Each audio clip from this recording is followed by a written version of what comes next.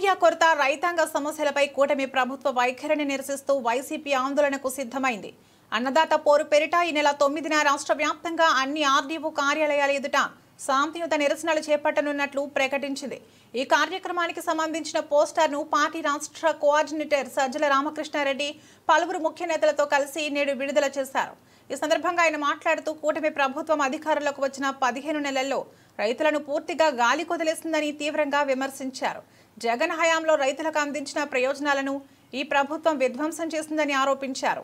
ప్రభుత్వం ఉద్దేశపూర్వకంగానే ఎరువుల కొరతను సృష్టిస్తోందని సజ్జల ఆరోపించారు. కొరత లేదని చెబుతూనే రైతులను క్యూ లైన్లలో గంటల తరబడి నిలబెడుతున్నారు. టీడీపీ ఎమ్మెల్యేలు నేతలు ఎరువులను అక్రమంగా నిల్వ చేసి బ్లాక్ మార్కెట్లో అమ్ముకుంటూ మాఫియాను నడిపిస్తున్నారు అని ఆయన విమర్శించారు. తమ సమస్యలపై ప్రశ్నించిన రైతులపై కేసులు పెడతామని బెదిరిస్తున్నారని దుయ్యబట్టారు.